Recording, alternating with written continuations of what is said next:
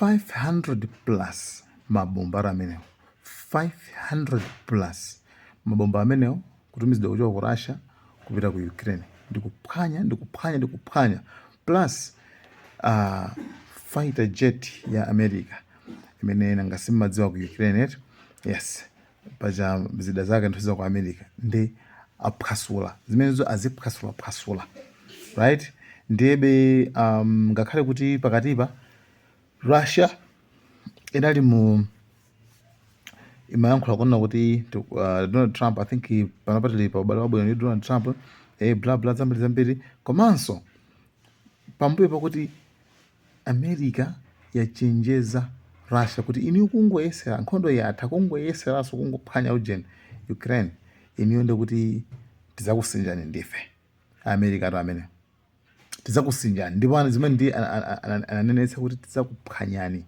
inuyo a Russia chifukwa ino kuti simukumva yayi mwapanga invade madilangapo mwatenga asanduku anu ndebe nkhondo ingati simukuyithetsa tikumenya ndipo ana opseza anatumiza message opseza after nkhondo ya Iran ija ndeno zapeza kuona kuti Russia dzulo yakatenga zimabomba zonse ndikusinja kuisinja Ukraine kuti it's like tuone kuti mndemu panganyana.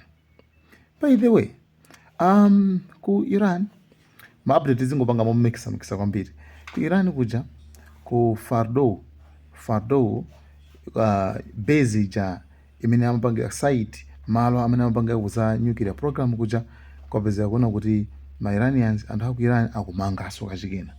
Trump anawalonjeza kuti anawuza kuti bwanji tikambirane tikupasani ndalama kuti niyo mumangireso pati tinepo $30 billion kuti mumangireso ma base amene wawa.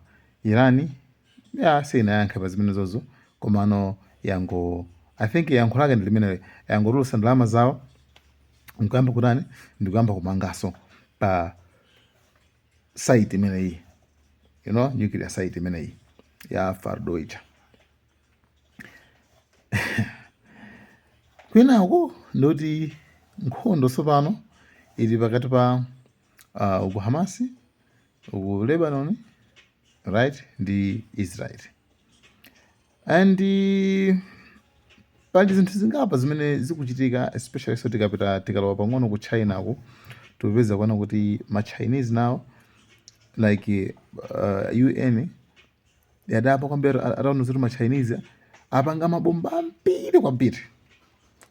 mabomba ambiri achulutsa mabomba kwambiri ma nuclear awapanga ambiri ku China kumeneko zimene zikudabwisa tsopano anthu nzika kabauti anthu aku America kuti how kuona kuti China ikungonjezera zida ndiyeno anauza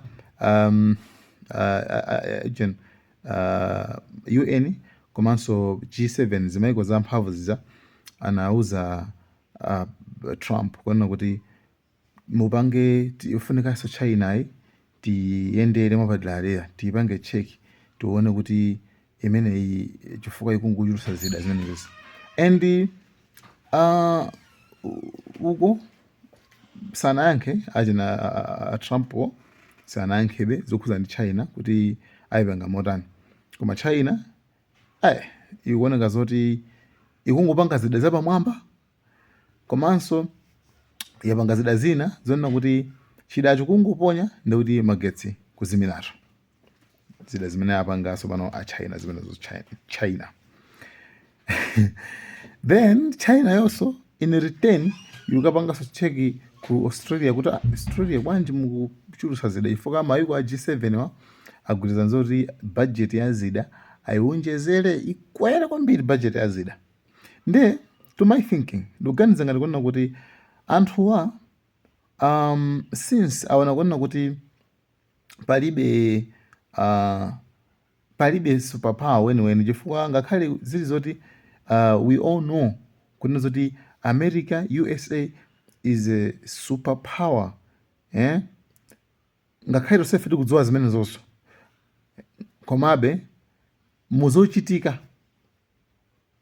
si superpower mona ndi dzina lokha basi chifukwa sangalamulire wina aliyense. For akamati superpower ndiye kuti imenena kuti izitikafika ikaluza dziko kuti musapange chakuti musatete dziko lizimvera.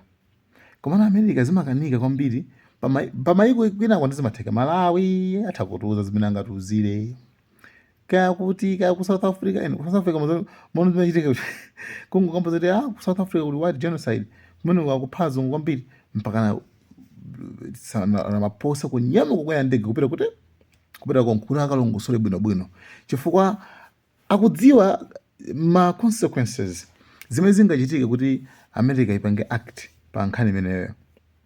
Zimaoneka za simple komano you see the power imene makhala ndi iwo ajawo mumayenera kuti mukonzeke anthu ngati dziko mumayenera mukonzeke chifukwa mutha makola mitima makuti komano iwo aja akangopanga press ma sanctions aja ma sanctions itu ndi zibalo timvande pano ma sanction ndi zibalo zimene zinitu zimene America ingathewe kuuza kwena zoti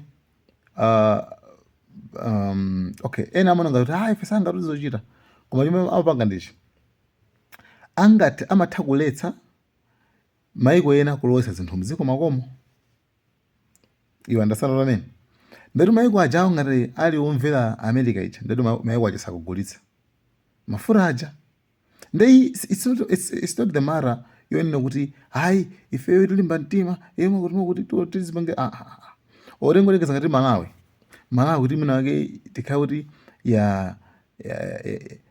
dina kuti America mutu wanu chisirufa chitsanzo yanu kuti Malawi sinakonzeke kukhala payokha unless kuti yakonzeka unless kuti ndi president amene ali ngati oganiza mwa osati mochitsa munda yayi. Example yabwe ndopasani kukhanga kuti ili ndi kaganizidwe ka Dennis Mahata uja right. Malawi kukhala ndi kaganizidwe ka Dennis Mahata uja then kenako azipanga zake mmene akudziwiramo ndoti zikhoza kukhala machi right. Koma ngati mungapeze president amene kaganizidwe kake ndikachitsa mundaso ndiye kuti completely ma sanctions aja amagwira ntchito pete timvande pene papa ma sanctions amagwira ntchito kwa president amene kaganizidwe kake ndikachitsa munda. Koma ngati president yo ali woti maganizo yake ndoti owatuluka azungu ma sanctions sikuti amagwira ntchito kwenikweni. Example yabwe ndimene I think ndinapeleka kale koma ndikupasani kachikena Iran panopa Iran yakhala zaka kuposa 40 over kuposa zaka 40 ali pansi pa sanctions and ma sanctions ake tusakhala imodzi tu ma sanctions ambiri mundivese pene popo ma sanctions ambiri zibalo ndoti anthu aku Iran simungayuze ngati international timapangira ngati za mabanki za internationals kuti tumize ndalama kwa America kakuli yo masystem amene anadulira. 2 yo mafuta ali ndi mafuta ambiri ali ndi gasi ali ndi miyala yo sangagulitse ku maiko ena zinthu zimene zizi mundivese pene popo sangagulitse ku maiko ena unless kupatula kuti maiko enawo nawonso ndi owukiranso anawukiranso America amapanga zawokha ndi amene ajawo ndi amene amakwanitsa kuti kugula zinthu. For example ngati China for Iran ngati mafuta ake ambiri imagula ndi China imapita kutenga mafuta ku Iran kuja for imichita makani inauza America live zopusa zimenezo firisiye ndipange business imene tikudziwira ndi mwatenga mafuta ochipa ku Iran kuja ndi ibwesa iyoyo nkumagulitsa mawana amene koma maiko ena anayesera kuti atigule mafuta ku Iran anachita America amachita kwa zoti osayesera amene ali under sanctions tikuswani maonani pachapo ndetu mafuta amene magasi chani zimene zimagulisidwa Iran imapanga business ndi maiko okhaokhawo amenenso samvera ma Americans. And kwa enawo zimakhala zovuta kwambiri. Nde for example zitha kukhala zovuta kwambiri kwa president amene maganizo ake ndachitsamunda, koma president amene ali maganizo oyima pa yekha kuti ine tibe nazo ntchito tipasani ma sanctions amenewo ndoti zabwinobwino. Ndino zikupeza kuona kuti timakamba nkhani kuza ndi ku China kuchanchani ndezipeza kuti mayiko amene wawa analemba kale mitima. Ku North Korea kuli ma sanctions, ku Russia kuli ma sanctions, ku Iran kuli ma sanctions, ku China kuli ma sanctions. Malawi sanga pesa ma sanctions ili ndi chani Malawi achinaye kudza kwaye achinaye kudza kwaye tima maiko ambiri aku Africa asali under sanctions, right? Koma kuti ma sanctions agwere pona kuti ndi mavuto kopya, koma nkhani imene mfari kwa kusonena kuti America, Russia, North Korea, China, Iran, mayiko amene wawa akuyendera magemu apasi komanso sakukhulupirirana. Mayiko amene wawa ku kabungwe pali kabungwe kena kake limati ka NATO mene muli mayiko 32 amene anagwirizana kuti tiye tikhale ife otetezana. Ndiye kumene koko akuwonjezera zida akuwonjezera zida budget ya zida kuti tikhale ndi zambiri pamene kusa Chinaso ikupangaso zidaso zambiri. Like anthu mukonzekera chani? Anthu mukonzekera chani? Nde imeneyonso tisayisiyirire yayi m'mitu mwathu mukhale muli zimenezo kuti tikamati world war ija kutheka sukuti izi zidanitu ipita chifukwa zimene zayambazizi anthu akonzeka china chake akudziwa china chakenso ndithu athibulana amene angawineyo ndi amadzakhala superpower pano olamulira azinzake, right? Nde anyway sili kudziwa kuti chingachitika kukonjana at the end lakolakolo. Nde pakadali pano ndithu maisraeli atumiza ndithu ati picture. Anyway bunake mairani anakamba kale zimenezo kuti ifeyo timangaso ndipo tikumanga ndipo palibe amene angatiletse kupanga za nuclear. Nde anyway tiziona ibe kuti zikukhala bwanji, komabe Russia ndi imene asinja Ukraine uko ma Americans anayankhule agwesa ndege ya Americaso mene koko ndi sizinachitika kuti zichitika bwanji. And China ndiona kuti panali issue ya ku Iran ndithu anagwesa ndege za ku Israeli. Ndege zimene zizi